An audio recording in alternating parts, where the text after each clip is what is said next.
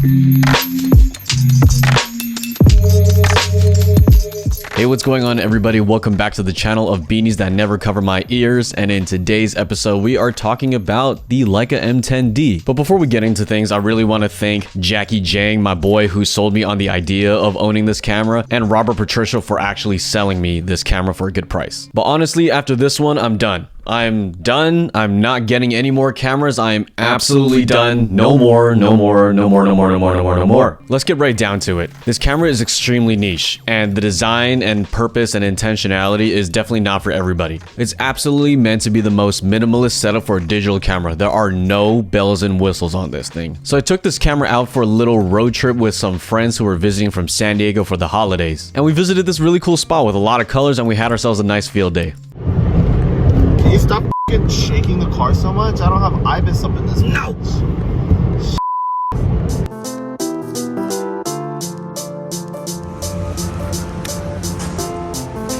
We did it.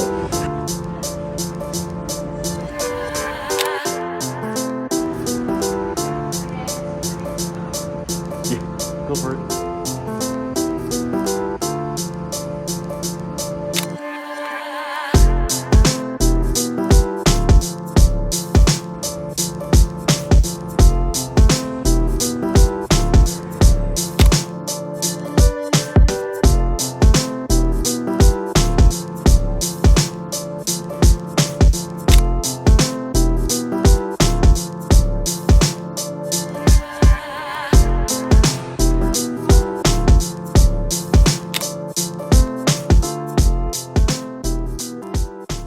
Alright, so just a quick little walk around of this camera. There's honestly not too much to talk about because there's no bells and whistles on this thing. It's completely minimalist.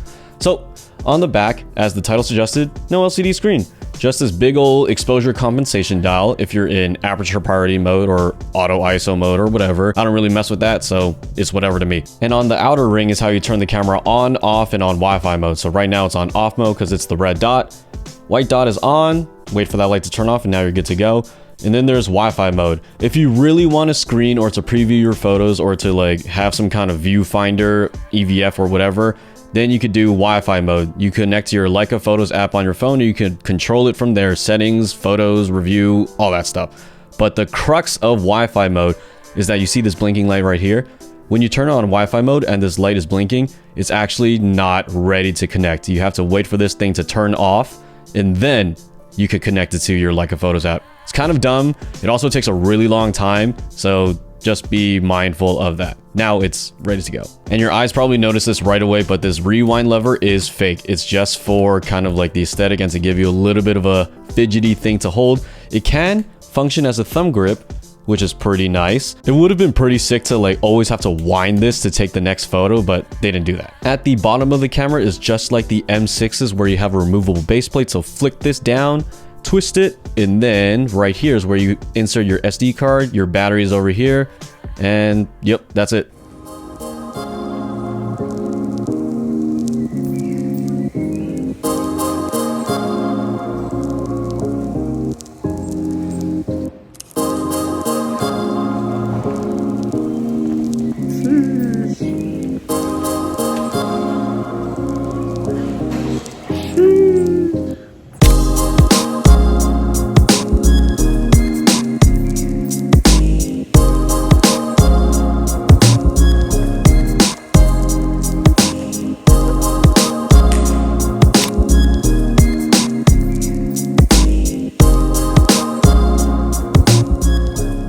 Main intention with this design is to, strictly speaking, allow the photographer to make photographs and to never be distracted by anything about the tool itself. Because you see, the best thing about the analog experience is that we can't review photos. Sometimes I have so much anxiety about whether I got the exposure right when I'm using an optical viewfinder, and having an analog experience clearly takes that part away.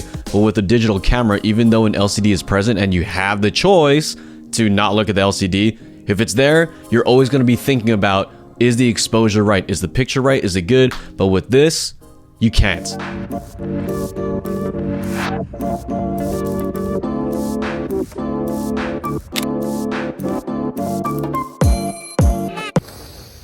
Oh, it's so warm in the city and it's December 1st. It's 70 degrees out here and it's 4 p.m.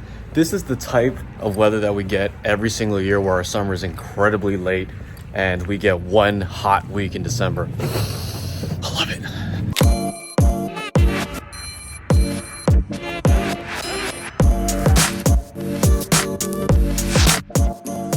Rocking the M10-D with a 21mm, and I have to have an external viewfinder because the 21mm frame lens are not in this viewfinder. Pretty cool.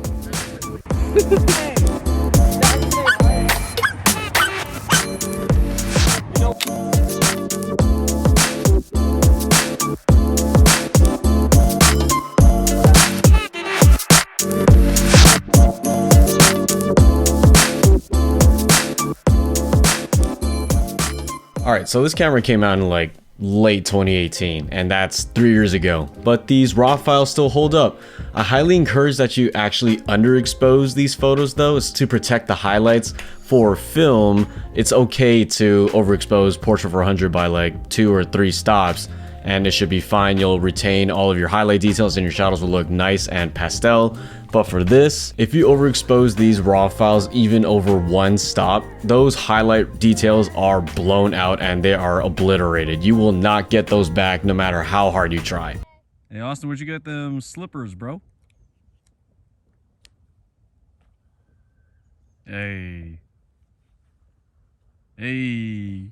So who is this camera for? This camera is probably not for beginners, although if you do start on this as a beginner, I feel like you might be ahead of the curve. I really think this camera is for like the purists and the nerds who really focus on the craft of making photos and they don't want any distractions.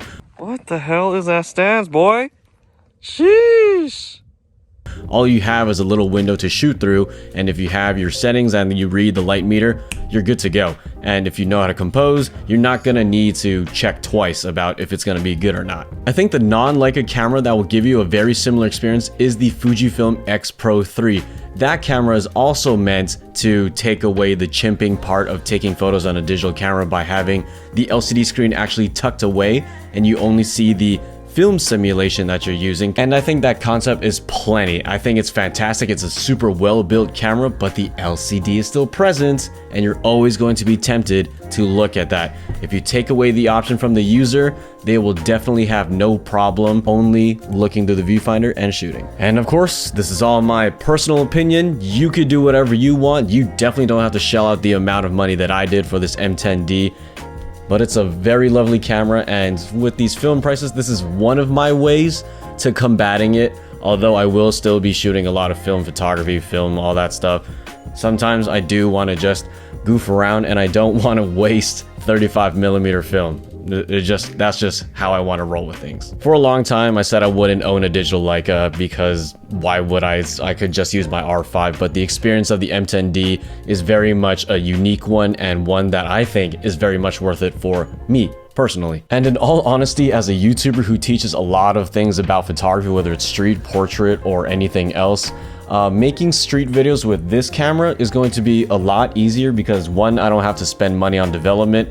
2, if I need to take a lot of photos for examples for the lesson, it's much easier on the digital camera because the files are readily available. And 3, I don't know, it's just a different experience for me. So my concluding thoughts about this camera is 1, I highly don't recommend it to 99% of the population because it's extremely niche. 2, it's pretty cool to own this because supposedly Leica only made 2,000 of these, so it's nice to have a rare piece. 3, this thing is horrible for moving portraits, absolutely horrible, like all rangefinders. 4, pineapples don't belong on pizza. Thank you guys for watching this video. Like this video, subscribe, comment down below, and I'll see you guys in the next one. Peace.